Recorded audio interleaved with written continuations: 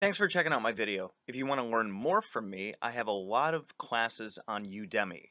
You can find the links to a lot of those in the description. Okay, so a little bit of a story time. This one is probably going to be short, but you guys might find some lessons in it.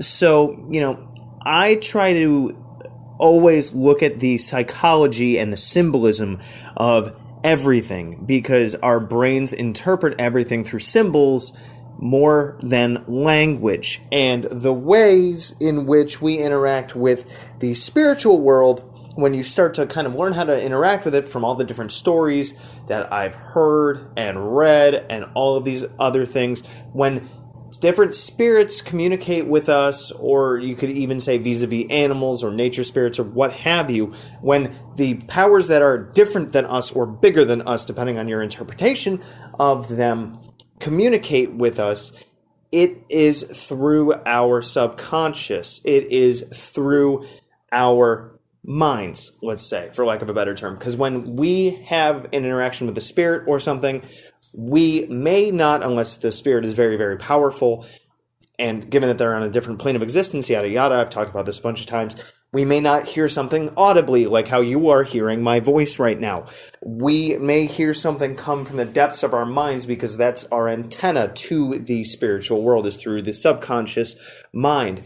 And so when we are interacting with the world around us and we're looking for different things like on vision quests or other things like that, when we're looking for synchronicities and coincidences, these kinds of things happen, like what I'm about to talk about. So I've been working a lot with my own self, and the biggest theme that's been around me for the longest period of time now has been slowing down.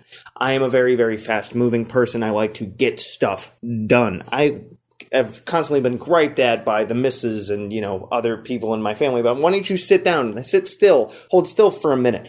I kind of have a hard time doing that. I, several months ago, injured my leg at work, and I was walking around with a cane for 2 months. Still have the cane, because if I walk long enough, my leg still starts to hurt. I messed up my ankle and my hamstring. And it still gets sensitive from time to time, so yay me. I got a cane that's really pretty, really functional, kind of nice. So it's not just for fanciness, it's literally for getting around sometimes. So I've definitely had to slow down there. And then when it comes to other things, I've really learned to walk slower, and I've really picked up on this theme of slowing down. And the other day, I was sitting on my back porch, and I was smoking a pipe. I do, pipe tobacco, stuff like that. None of that other stuff. I'm over that jazz, if you know what I mean.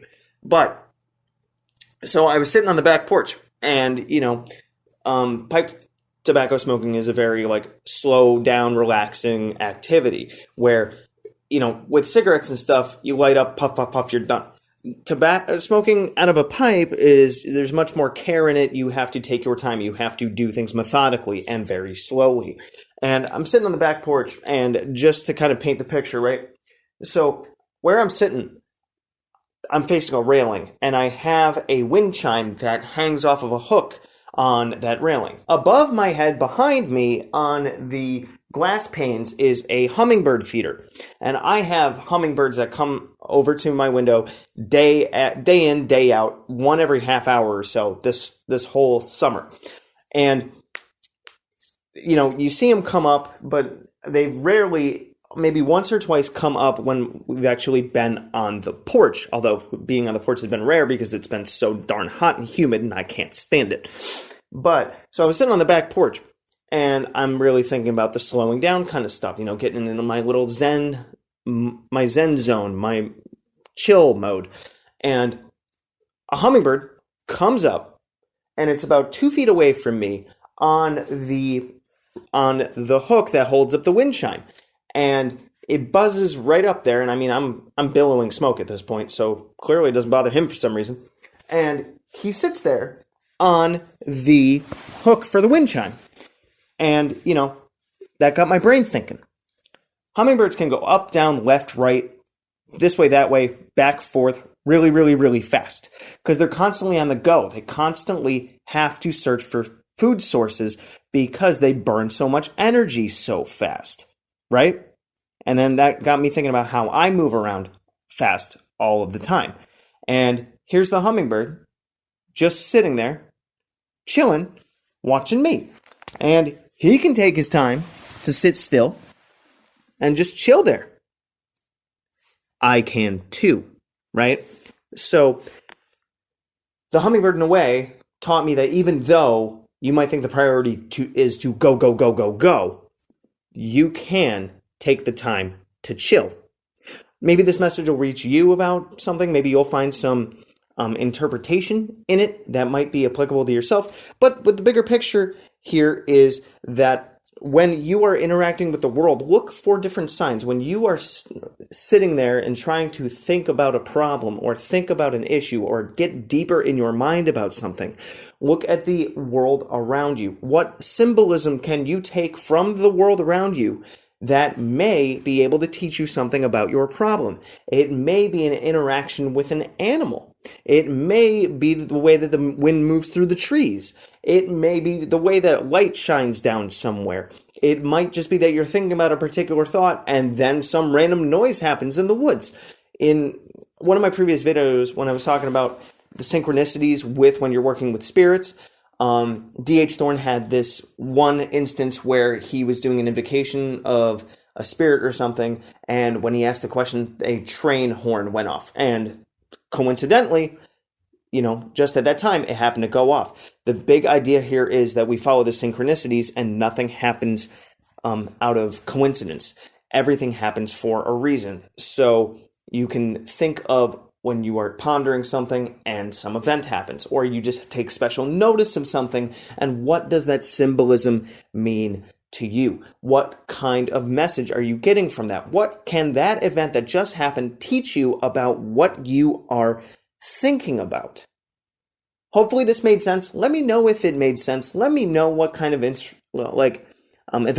and other inspirations you have had or have gotten from other situations that are similar to the ones that I talked about. I'm really interested in knowing what your experiences are, and thought I'd just share this one with you. Good hunting.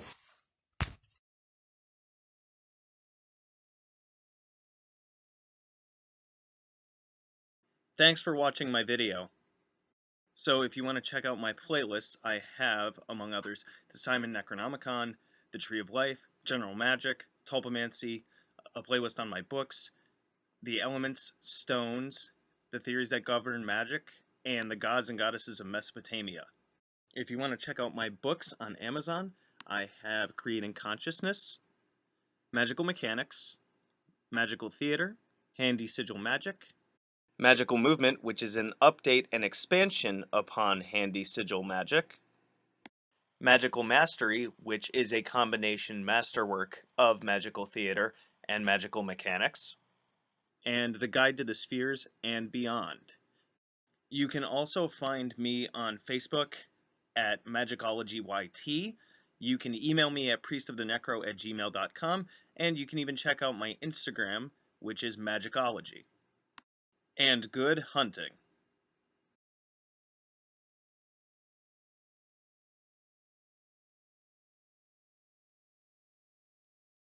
You can also find me on Facebook at Magickology YT. You can email me at priestofthenecro@gmail.com, and you can even check out my Instagram, which is Magickology. And good hunting.